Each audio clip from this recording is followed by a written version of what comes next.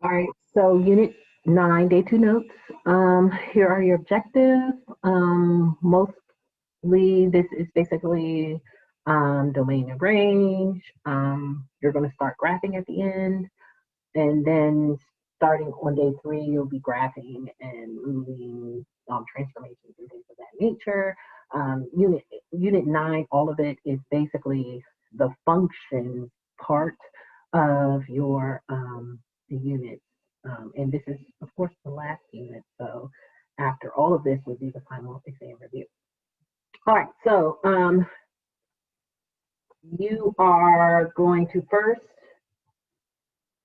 find the function f is defined by this. F of x is equal to, and understand that f of x and y are the same. Okay, when you see f of x, it's basically saying y equals, but since these are like functions that you're going to have to simplify, then they're putting f of x instead of y, showing you that it is a function indeed. And then you are going to, so for here, when they have f of negative x, 4x, they want you to replace x with 4x. And this is how we kind of ended last day's notes. So basically, f of 4x is basically here, in place of x, you're going to put 4x. Everything else stays the same, okay? So f of 4x is going to be equal to 2 times 4x is 8x, 8x minus 2. So it may not to you feel like that would be an answer, but that is it. That is your answer, okay? F of 4x is just 8x plus minus 2. That's all you do there. You're replacing x with 4x instead and then simplifying. All right, let's do the same thing here at the bottom with the starred. X squared, in place of x, you're going to put negative y. Okay, and you're going to square it, looks like. So f of negative y is going to be equal to, in place of x, I'm going to put negative y. I'm squaring it because x is squared, minus 4 times negative y. Okay, so all I did was replace x with negative y in both places. Negative y squared, that's just like saying negative 1 times negative 1 is positive 1 squared. So this is going to be y squared, positive y squared, minus 4, well, not even minus, because remember, that's going to be negative 4 times negative 1, which is positive 4, and then y. Okay, positive 4y, negative, negative, multiplied became positive.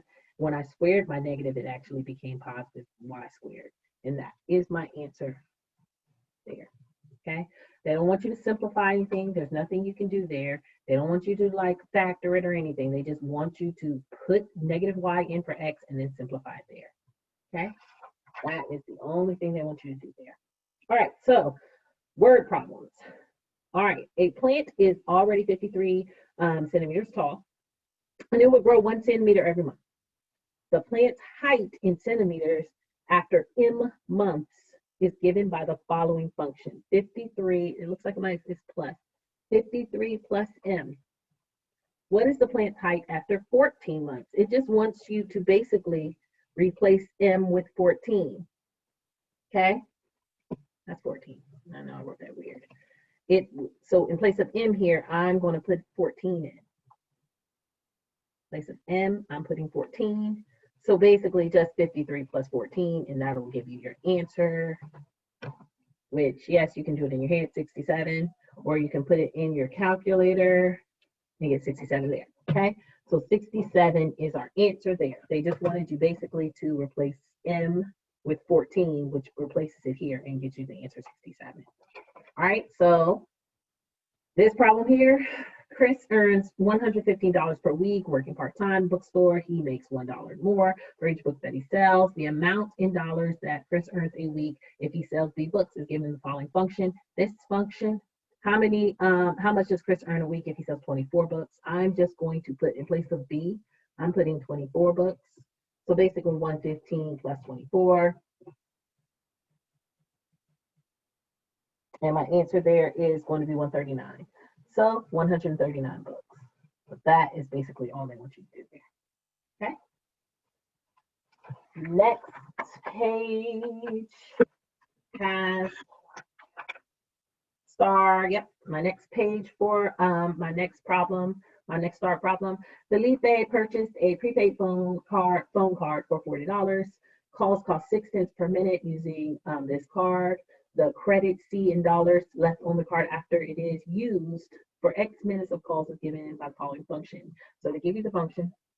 How much credit is left on the card after he uses 15 minutes of calls? So X represents the minutes. So all I'm going to do is X, I'm going to make it 15 because that represents the minutes. Okay, X minutes of calls is given. So now I'm just going to replace X with 15. And then once I get my answer, I'll just put in my calculator. So I mean, I'll put in my calculator to get my answer. So this will be 40.00, which I usually would just make it 40. And then 0.06 times 15. And that becomes 39.1. And it says how much credit is left on the card. So 39.1 is $39.10 is going to be left on the card after a 15-minute call. All right, so next start problem here. A railroad crew can lay 6 miles of track each day. They need to lay 162 miles of track. The length L in miles, that is left a day after D days is given by the following function. So you need to understand what this means. L, this is how many is left over. It says this is left. These are the days left after laying this much track. Okay, so how many miles of track does a crew have left if they lay, okay, hold on. How many miles of track does the crew have left to lay after 18 days? So I'm replacing here, I'm replacing D with 18 to get my answer, kind of like we've been doing up there, nothing too crazy. Okay, so if I put 162 minus 6 times 18, I'll get 54. So basically 54 days left. After 54 days is how much we'll have left after 18 days. Okay, we'll have 54 days left. So this one says, how many days will it take a crew to lay, all the track? So if all of the track is 162 miles, okay, it does take them 6 miles per day. And given this problem here, what should this be? If we're saying that this represents how many days they have left, we're saying how many days will it take the crew to lay all of the track? We need this to be 0. No days left, okay? How many days left? We don't want any days left. We want 0 days left. How many days will it take for it to be no days left? Okay, so when I subtract 162 from both sides, it'll be negative 6D equals negative 162. I'm going to divide by negative 6 there. So how many days would it take for it to be 0 days left over? It looks like negative 162, and I'm going to divide that by negative 6. 27. Okay, that's what I got for that one.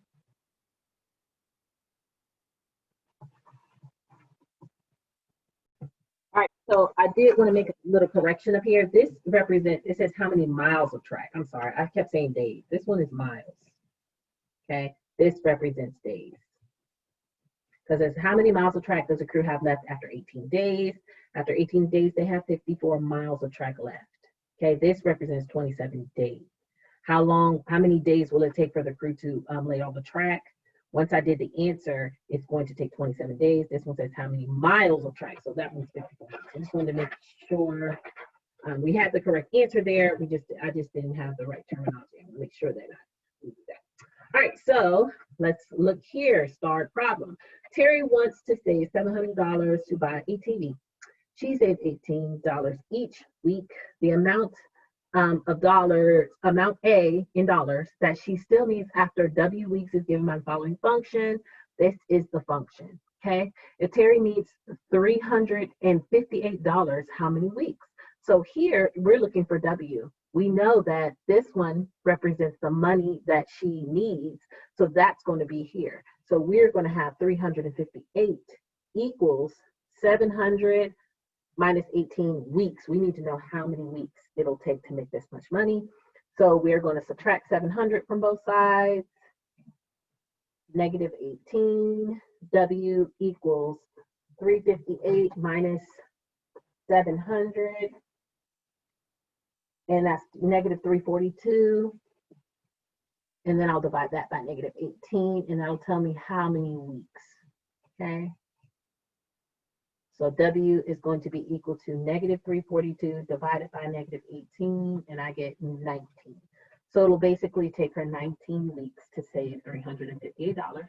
How much money does Terry still need after 7 weeks?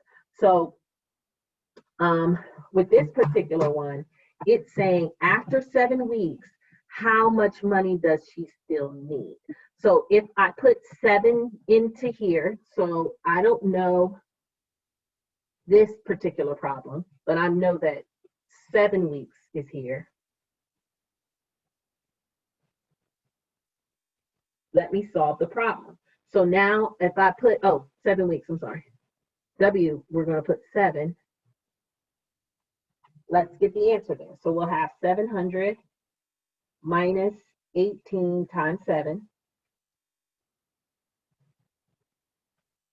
After 7 weeks, she'll have $574, okay? But it's not asking you how much money will she have after 7 weeks. It's saying how much money will she need after 7 weeks.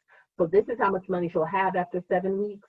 Now we'll take that particular, she wants to have $700, and if we subtract 574, that's how much she will need after 7 weeks. So she'll need $126 after 7 weeks. Okay, so make sure you're reading the problems correctly there. Okay, so she'll need $126 after, because this is how much she'll have after 7 weeks. She'll still need $126. All right. So it says the graph of the relation is shown below. Give the domain a range. We have actually done this already. So in using set notation, so we've done this exact type of problem. Remember, domain goes side to side. You do not repeat. And here it looks like they have a 1 here and a 1 here. So the domain, we have a 1, and we also have a 3. I would go ahead and plot those points. This point is 1, 3.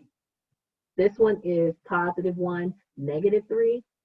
This one is positive 3, positive 4. Okay, so now you know the domain, both of those are 1, so I wrote it 1 time, and then this one is 3. So that's your domain. Range value here, range goes up and down. So I'll start here at negative 3, then goes up to 3, and then goes up to 4. So negative 3, 3, and 4 are your range values. Okay, and you will need this moving forward because that's basically where we're heading into for these functions. All right, so same thing here. Write your answer in set notation, domain, range. So let's look at these points. I would plot them negative 2 and positive 4. This one is negative 1 and negative 2. This one is positive 2, positive 4. Okay, so your domain values, remember you're moving side to side for domain. Looks like it's going to be negative 2 here, negative 1 there, positive 2 here. So negative 2, negative 1, positive 2 for your domain. Range value goes up and down. I start down and move up. So this one is going to be negative 2, and it goes up to 4. And it's 2 different numbers on 4, but we're going to write it 1 time. Negative 2, 4. It's progressively difficult when you have problems like this. These ones at the ends, they are 0. Okay, it is not a part of your domain and range for that when they have the circles. So it is not a part of it, and that makes a difference on what it looks like. Okay. And so this situation here, the entire graphic function is shown. Write the domain terrain using interval notation. We'll use our interval notation for this particular situation. Now, what happens here is that you're going to have, so if it includes the number, you would use a bracket. Okay. A bracket includes. A parenthesis does not include that number. So, and that's important for interval notation. So if you're looking at domain, remember domain, we're looking side to side. What happens to our graph from side to side? And it looks like this our graph goes from this here, this point here, and it looks like to here. Okay, we're only worried about what's happening on your x value. Negative x is here, positive x is here. We're only looking from side to side, or negative infinity and positive infinity. But that's your x value that you're worried about. Okay, this is negative infinity, positive infinity. We're going from here to here. What's happening? We're starting at -4, it looks like, but for your domain, but at -4, it's in parentheses. Okay, does not have a bracket. Why? Because this is not a close. It does not include -4, but it does start at -4. And where does it end on our x value? It looks like at 1 right here. See, this point is up. We're not worried about how far it goes up because that's a range. But you see how that point is right here on the 1 value for your domain? So it goes from here to here, and the 1 value is also not included. So that is what your interval notation looks like. It goes from -4 to +1 on your x value.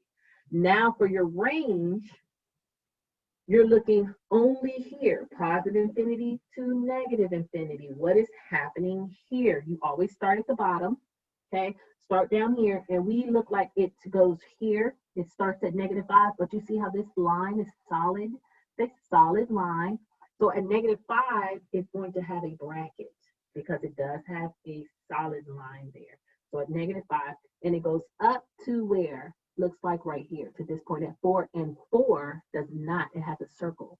Okay, it has a circle there, but we're not worried about side to side. We're only looking where it goes up to. It looks like it goes to 4, and 4 is going to have a parenthesis, okay, because it does not include it with the circle. But down here where it has a line, it does include it. That's all we have to do. Okay, and these are not easy to see. I do want to kind of go back to this point really quickly, because I kind of look back for a second, and it says she saved $18 each week. The amount in dollars that she still needs after W is given. So the A sub W represents what she still needs. Okay. It doesn't represent what she's already done. So we really don't need this part. This does represent what she still needs after 7 weeks. So 574 represents how much money does she still need? The A in dollars, AD or AW represents what she still needs. So when we get our answer after we're putting how many weeks in there, that will represent how much she still needs. So this is our answer for that particular one. I did want to kind of go back and point that out. So kind of read those close. Many times I always think they're trying to trick you, but sometimes they're not trying to trick you. They just want you to answer the question that is given. Okay, so in that particular one, as soon as you put that 7 in, you got the answer. That was the answer for the problem. All right, so the entire graph of the function g is shown in the figure below. Write the domain and range of the interval. So domain, range, okay? Interval notation is important. Remember, the parentheses represent something that is not in the graph. And the closed circle here looks like it's going to have a bracket because it is involved. So let's see. Your domain, remember, you're going from here, side to side in the x value only. So we're only worried about what's happening here. Looks like our graph starts there at, what is that, -4. And it's a closed circle at -4, so it's going to be -4 bracket. It does include because of the closed circle. And then we're going to go to, looks like side to side. You're going to the same place and where your graph stops right here. Your graph stops right here, but we're worried about here, okay? Side to side, and it's a closed, open circle. So you know it's going to be a parentheses, that's 3. So at 3, it's going to be a closed circle, okay? Now let's look here on our range values. Are only worried about the numbers on this line. So you're going starting from here at -2. You see your graph is over here, but it's on the same level as this number here. You're only worried about these numbers here for your range. It looks like it starts at -2 and it's an open circle. Since it's an open circle, we have a parentheses at -2. And then it goes up to this portion is at 4. Okay, and that is a closed circle, so that's going to be a bracket at 4. Okay, that is your answer there. All right, so here, side to side again for your domain and range interval notation, negative infinity, positive infinity. Looks like our graph there starts at -2 and it's closed circle here, but it starts at -2 and goes +3 and it's an open circle. So for domain, it will be bracket at -2. 3 is going to be here, open circle. Okay, bracket is where it has a closed circle, open circle here. For your range, we're going down. It starts at -4, closed circle. -4, closed circle is bracket. And then you're going up to, don't stop here. Okay, this is where it can easily be a problem because you feel like, oh, it goes to here. But do you see how the graph continues up to this point? Okay, so it goes up, it continues to go up, up, up, up, and it kind of like swoops down here, but then it stops at this point.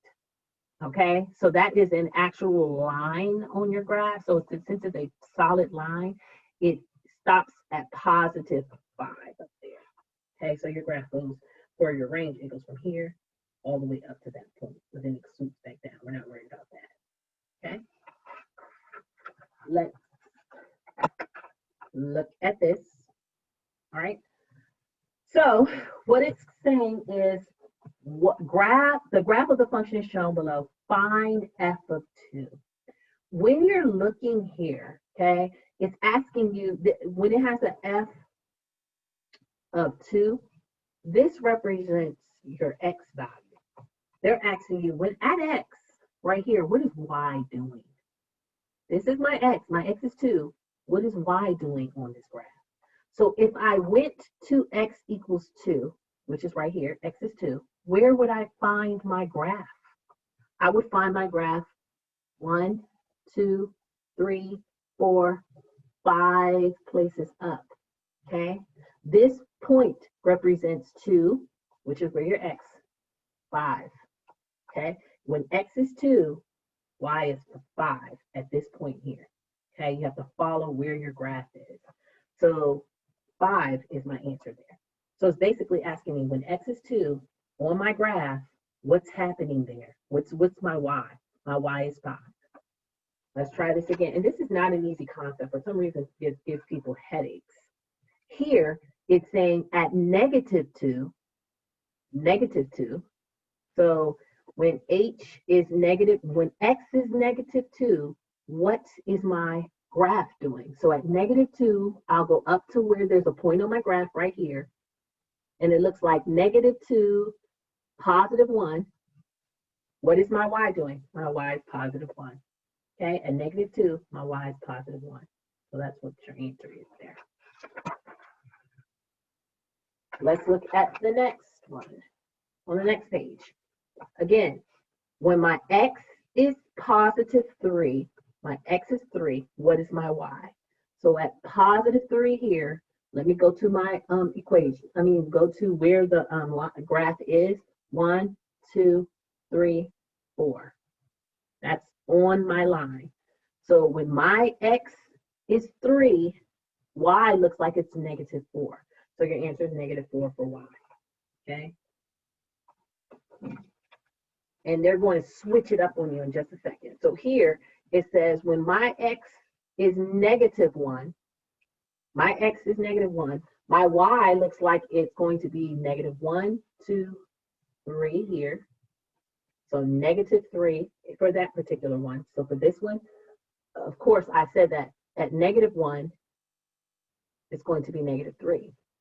Now, for f of x equals 0, they're saying this now represents y on my point. This is my y. When my y is 0, where is my x? Okay? When my y is 0, where's my x?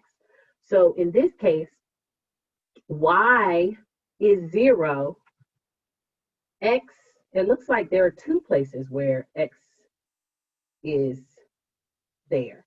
Okay? So when my y is 0, where's my x? It looks like this is where my y is 0, right here. I have a point right here and a point right here. So it looks like -2 and +2, because this represents what? -2, 0. You see how y is 0 here? -2, 0. And this one is +2, 0. My y is 0. And they're asking you, where's x? What is x value when y is equal to 0? And it looks like -2 and +2. Both are true when y is 0, because this is -2, 0, 2, 0. All right, let's look at the next one. Next page. Top. This one's asking you, what is happening to y when what's happening to x when my y is 4? So they're basically saying y here is 4. What is x doing? I don't know what that is doing. Okay, so if I go up to 4 here, because they're asking for y, what is x doing? It looks like there's one here and there's one here. Okay, both sides, y is 4 right here. So looks like over here it's going to be -1, because this point is -1, 4. This point is +1, 4. Okay, so -1 and +1 is happening there, where f of x equals 4. And then it's saying when x is 2, what is y? So basically, my x is 2, I don't know what my y is. So let's go to 2 for x. Y looks like it's right here. Okay, this point is 2, 1. So 1 is your answer there. All right, and all of them have to be on the line, of course. And when you see it here, they have to say x is, if it says x is 2 here, your x has to be 2. So why wouldn't this be true? Because here x is 1, -2. You see, x is -2. X is not, over here it says x has to be +2. So usually with these type of problems, your x value, when you're looking for when x is something, it's always going to have, it's more than likely going to have 1, situation 1. Y's could easily have 2. All right, so let's go to the next one, same situation. Doesn't have a star, but I still want to kind of go over it. So this one, f of -2. X is -2. Okay, my x is -2. What is my y doing? 1, 2, 3, 4, 5. Looks like it's right here, because this represents -2, 5. 5 is your answer there. Here it's saying y is -1.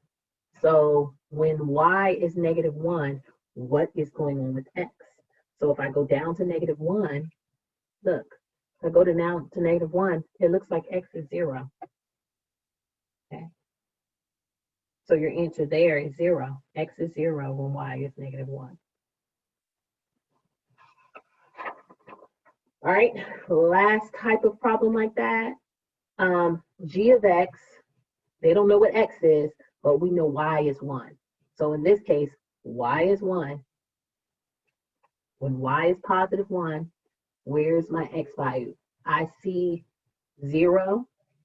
It's actually going to be 2, because that basically y is 1 all the way. So in this case, this one's y is also 1, so this is also -3. So -3. where y is 1. So this point right here is -3, 1, and this point is 0, 1. Okay, you see how the y's are the same? Y is 1 at both of these spots.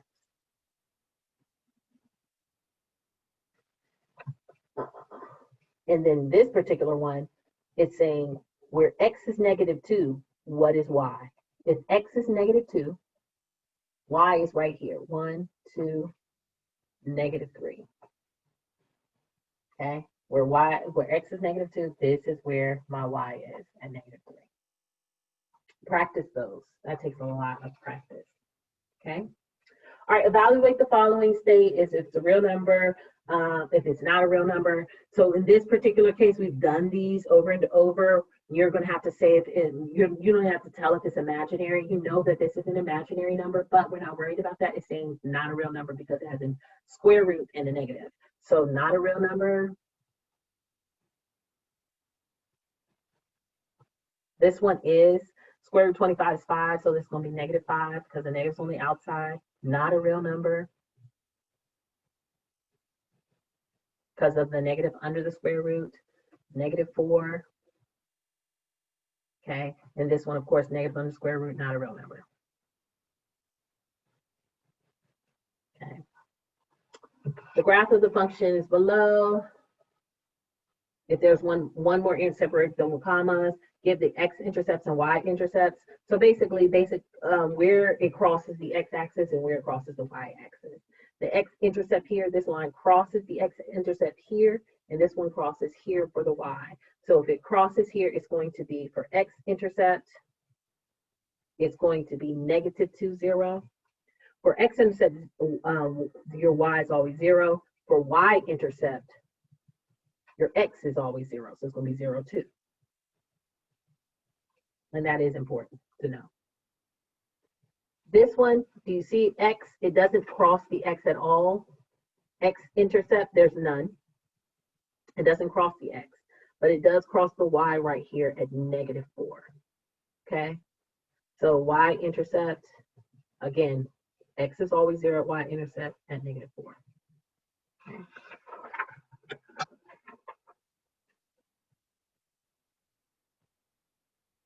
All right, so x-intercept here, there's 2.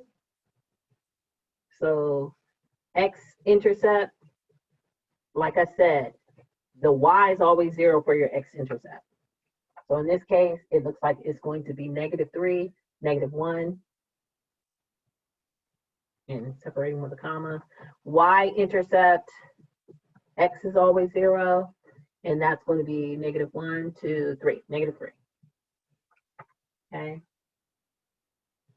These ones, it may not look like it, but you see how it touches here? That's an x-intercept. Okay, so x-intercept there, it looks like, remember, x-intercept, y is always 0. So this is going to be 1, 0. Y-intercept is where it crosses the y-axis here, and that's going to be 0, -1. Y-intercept, x is always 0. For this one, if they want you to graph, I would start by making a chart, x, y, okay? Remember that your x values are your input values, your y values are your output values. And what you're going to do, I usually pick a couple numbers. I'll pick -2, -1, 0, 1, and 2. These are the numbers I usually pick, -2, -1, 0, 1, and 2. You can pick any x value you want. I usually pick these numbers. And basically, you're going to be replacing x with this number. So I'll take 2. So I'm taking this function.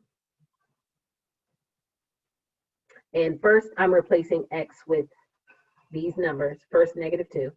So here, I'll say -2 minus 6.